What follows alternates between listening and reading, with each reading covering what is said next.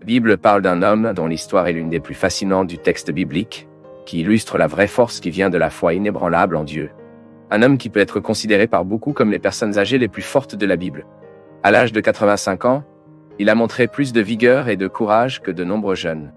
Si vous ne savez pas de qui nous parlons, le nom de cet homme était Caleb. Mais cette remarquable vigueur de Caleb dans le dossier biblique ne se référait pas seulement à sa condition physique, mais à la forteresse de son âme, forgée par la confiance dans les promesses du Seigneur. En fait, l'histoire de Caleb n'est pas seulement une simple chronique de force physique, mais un récit de la force spirituelle, qui vient d'un cœur pleinement dédié à Dieu. Sans aucun doute, lorsque nous regardons le contexte dans lequel Caleb vivait, nous sommes confrontés à un scénario de défis monumentaux. Il faisait partie d'une génération qui avait été témoin de puissants miracles comme l'ouverture de la mer Rouge et de la manne tombant du ciel, mais qui avait également été tragiquement échoué à faire confiance au Seigneur à des moments cruciaux. Alors que la plupart des habitants d'Israël ont cédé à la peur et à l'incrédulité, Caleb s'est démarqué de sa posture ferme et résolue. À 40 ans, il a été choisi comme l'un des 12 espions pour enquêter sur la terre promise. Et sa réaction aux défis qu'il a trouvé qu'il y avait radicalement différents de ceux des autres. Alors que les autres ont vu des géants invincibles et des villes fortifiées, Caleb a vu l'occasion pour Dieu de réaliser sa parole. Cet esprit distinct, cette vision de la foi, a fait de lui un exemple de persévérance et de confiance en Dieu. Tout au long de sa vie, Caleb a été témoin à la fois du pouvoir comme jugement de Dieu. Mais comment est-il possible qu'après 45 ans d'attente, il ait toujours eu la force et le courage d'un jeune homme, prêt à gagner une terre habitée par des géants? Que pouvons-nous apprendre de votre foi, de votre patience et de votre vision? Comment nous pouvons appliquer ces leçons à notre propre vie, en particulier, quand sommes-nous confrontés à des défis qui semblent insurmontables? C'est exactement ce dont nous parlerons dans cette vidéo. Si vous avez déjà été découragé face aux géants de votre vie, ou si vous vous êtes demandé comment rester ferme dans la foi au milieu des épreuves, des défis apparemment insurmontables et des tests de temps. L'histoire de Caleb est pour vous. L'histoire de Caleb dans la Bible commence considérablement au cours de l'un des moments les plus critiques du voyage d'Israël à travers le désert. Le peuple de Dieu, après avoir été miraculeusement libéré de la captivité en Égypte, était maintenant aux portes de la terre promise. Pour beaucoup, c'était le moment de voir la promesse de Dieu de se matérialiser. Mais avant d'entrer dans la terre, Moïse, sous la direction divine, a choisi 12 hommes pour espionner le pays de Canaan et faire un rapport sur leurs conditions. Caleb, représentant la tribu de Juda, était l'une de ces 12 espions. Pendant 40 jours, les espions ont exploré la terre, confirmant qu'il était en fait abondant. Une terre qui a géré le lait et le miel, comme Dieu l'avait promis. Cependant, à leur retour, 10 des espions ont apporté un rapport alarmant, soulignant les dangers auxquels les Israélites seraient confrontés lorsqu'ils tentent de conquérir cette terre. Ils ont dit que les personnes qui habitaient cette terre étaient très puissantes, avec des guerriers qui descendaient des géants, c'est-à-dire des hommes d'une grande stature, et que leur ville était fortifiée et très grande. À ce stade, le peuple d'Israël a dû faire face à un test de foi. Bien que Dieu ait promis que la terre comme héritage, les circonstances naturelles semblaient contredire cette promesse. C'était une époque où la confiance dans la puissance et la fidélité de Dieu seraient mises à l'épreuve. Puis, face au récit des espions, la congrégation d'Israël a été prise par la peur et le découragement. L'incrédulité s'est rapidement propagée entre le peuple, les conduisant à murmurer contre Moïse et Aaron et à vouloir retourner en Égypte. Mais c'est dans ce contexte de désespoir que Caleb a résisté à une réponse de foi, cela le différencierait pour toujours. La Bible dit que Caleb a fait taire le peuple avant Moïse et a dit que nous allons monter et posséder la terre dans l'héritage, car nous allons certainement l'emporter contre lui. De confiance dans la promesse de Dieu. Il n'y avait pas de trop grand ennemi pour vaincre, ni une forteresse trop impénétrable pour conquérir. Obstacle naturel, oubliant la puissance et les promesses de Dieu. Même son incrédulité contagie tout le peuple d'Israël, qui a même suggéré la nomination d'un nouveau chef pour retourner en Égypte. Caleb et Joshua, cependant, ont déchiré leurs robes en signe de désapprobation, de lamentation et de tristesse, et ont encore une fois exhorté le peuple à faire confiance à Dieu. Ils ont expliqué que la terre qu'ils avaient épinée était très bonne, très fertile, et que si le Seigneur était satisfait d'eux, alors il les ferait entrer dans cette terre. Israël avait juste besoin de ne pas être rebelle contre le Seigneur et de ne pas craindre les habitants de ce territoire après tout. Le Seigneur était avec son peuple. Nous voyons ici la véritable essence de Caleb comme un homme de foi. Il n'a pas permis à l'incrédulité des autres d'influencer sa confiance en Dieu. Même face à l'opposition et à une menace extrême de lapidation, Caleb est resté ferme dans sa conviction que Dieu a pu tenir sa promesse. Ainsi, avant la rébellion sans conséquence du peuple, Dieu a prononcé un jugement sévère sur cette génération incrédule. Il serait vague dans le désert pendant 40 ans, jusqu'à ce que tous les hommes de cette génération, sauf Caleb et Joshua, meurent. Dieu, cependant, a fait une promesse spéciale à Caleb. Dans les Nombres au chapitre 14 et verset 24, Dieu lui-même a parlé de Caleb comme quelqu'un qui avait un esprit différent et qui lui a servi avec intégrité. Et il a donc promis qu'il ferait entrer Caleb dans la terre promise et donner une partie de cette terre comme héritage à son descendant. Cet autre esprit que Caleb avait, un esprit différent du reste du peuple, était un esprit de pleine confiance dans le Seigneur, une foi qui n'a pas été ébranlée par des circonstances défavorables. Par conséquent, alors que les autres espions et la plupart des habitants d'Israël ont péri dans le désert, Caleb était réservé pour entrer dans la terre promise et recevoir leur héritage. Cette promesse divine faite à Caleb nous témoigne de la valeur que Dieu attribue à la fidélité et à la foi. Cet exemple de Caleb dans cela montre que la vraie force ne réside pas en l'absence de défis, mais dans la volonté de faire confiance à Dieu, malgré les défis. Puis, après 45 ans depuis l'épisode de Moïse envoyé par Moïse, nous retrouvons Caleb dans le texte biblique, cette fois à un moment crucial de l'histoire d'Israël. Le peuple était finalement entré dans les terres promises sous la direction de Joshua. Le temps des réalisations battait son. Les différentes tribus ont commencé à recevoir leur partie de terre, selon la promesse que Dieu avait faite à Abraham, Isaac et Jacob. Lui, il se souvenait de Joshua, et tous présentaient les mots que Moïse avait prononcés selon le mandat du Seigneur, qui garantissait que la terre où Caleb avait marché lui serait donnée et ses enfants dans un héritage perpétuel. Car il avait persévéré de suivre Dieu.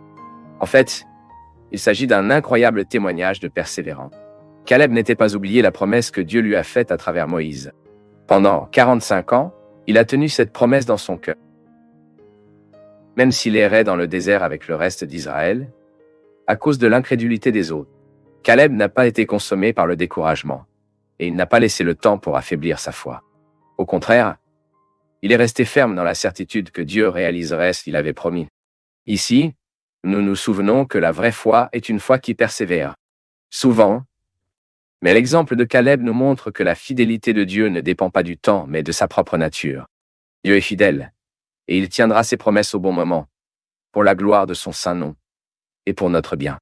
Sans aucun doute, l'une des caractéristiques les plus impressionnantes de Caleb a été sa vitalité physique et spirituelle à l'âge de 85 ans. Quand le moment est venu de prendre possession de son héritage, il a déclaré Joshua fermement, disant ce qui suit. « Et maintenant voici, le Seigneur m'a gardé dans la vie, comme je l'ai dit. 45 ans depuis que le Seigneur a prononcé cette parole à Moïse, marchant à Israël toujours dans le désert. Et maintenant, voici aujourd'hui. Déjà 80 ans. Et même aujourd'hui, je suis aussi fort que le jour où Moïse m'a envoyé. Quelle était ma force alors? C'est maintenant ma force. À la fois pour la guerre et pour sortir et entrer. Toutes ces années. Principe spirituel trouvé dans le livre du prophète Isaïe chapitre 40 et verset 31 qui dit en outre « La force de Caleb reflétait un cœur qui n'a jamais manqué de croire au pouvoir de Dieu de réaliser l'impossible. Même après des décennies d'attente et de défis, il était toujours disposé et prêt à se battre pour les promesses de Dieu. Caleb n'était pas heureux de simplement vivre sur la terre promise. Il voulait conquérir la partie qu'il avait été désignée, quelles que soient les circonstances. Cela montre que la force de Caleb était une force pour la bataille. Une force pour remplir le dessein de Dieu, quels que soient les défis. Caleb a ensuite demandé à Joshua de lui accorder la région montagneuse d'Hébron comme son héritage, la même terre qui avait été regardée 45 ans plus tôt, et qu'à l'époque était habitée par les Anakiens redoutés, des hommes puissants avec une grande stature qui terrorisaient les Israélites. À l'origine, la ville d'Hébron s'appelait Kiryat Arba, ce qui signifie « ville d'Arba », en référence au plus grand homme parmi les Anakiens. Cela signifie qu'Hébron a été l'une des régions les plus difficiles à conquérir. Mais Caleb n'a pas hésité et a déclaré avec confiance que le Seigneur serait avec lui dans la tâche de désintégrer cette terre.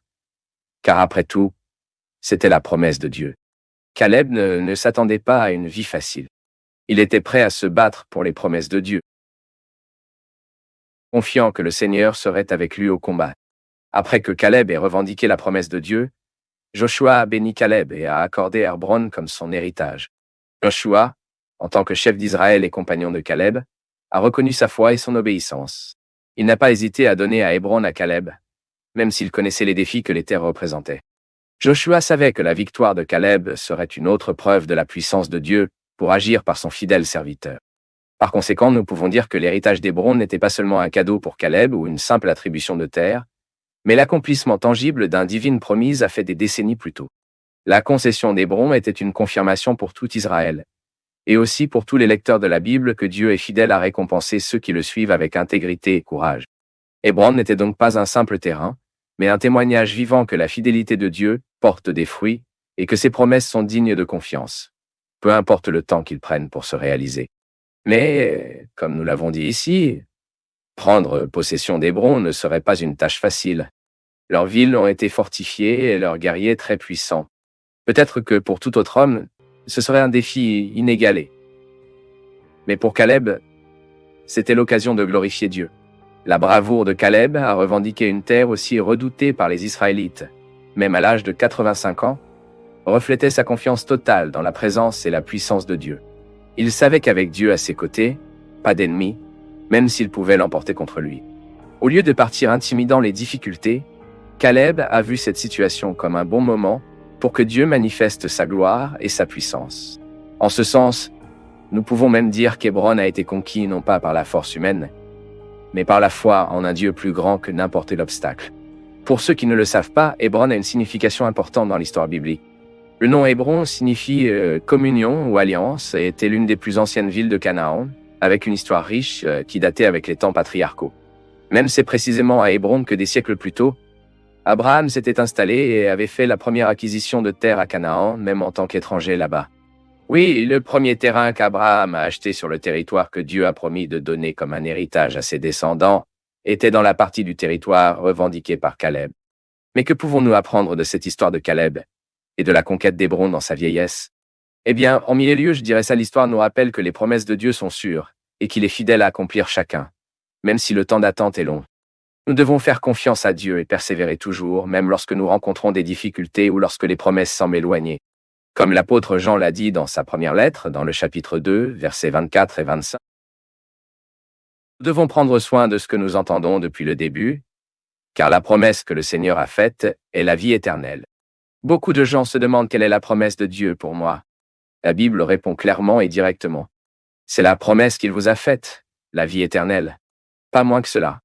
Dieu ne nous a pas promis des choses périssables, passant des choses dans ce monde. Il a promis quelque chose de bien supérieur, quelque chose que personne d'autre ne peut nous donner, qui est une vie de bonheur tout au long de l'éternité à côté du pays de notre héritage, dans le nouveau ciel et la nouvelle terre, où la communion, préfigurée par Hébron, atteindra son sens complet, où la justice y habitera et où il n'y aura plus les effets du péché. Deuxièmement, je dirais également qu'avec l'histoire de Caleb, nous avons appris que la vraie foi n'évite pas les défis, mais les fait face avec courage et confiance en Dieu. Tout comme Caleb a choisi la terre des Géants, nous sommes appelés à affronter les géants dans nos confiant que Dieu nous donnera la victoire.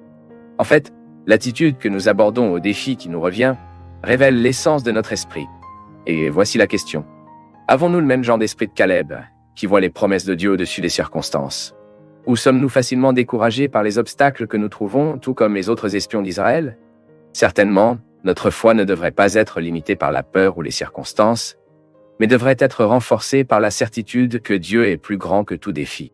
Enfin, l'héritage de Caleb à Hébron peut également nous rappeler notre héritage en Christ, un héritage qui va au-delà des bénédictions temporelles et implique une communion permanente avec Dieu. Tout comme Caleb était sûr que Dieu accomplirait sa parole en livrant Hébron comme son héritage, nous devons également faire confiance à ses promesses et marcher dans la certitude qu'en Christ, nous sommes héritiers d'un héritage inviolable et éternel. Maintenant, écrivez ici dans les commentaires si vous connaissiez déjà l'histoire de Caleb dans la Bible. Et si vous voulez grandir encore plus dans la connaissance de la parole de Dieu, je vous invite à étudier la théologie avec nous totalement en ligne, de n'importe où, à travers des leçons vidéo, des documents et un certificat d'achèvement. Les informations sont dans la description de la vidéo et le premier commentaire fixé.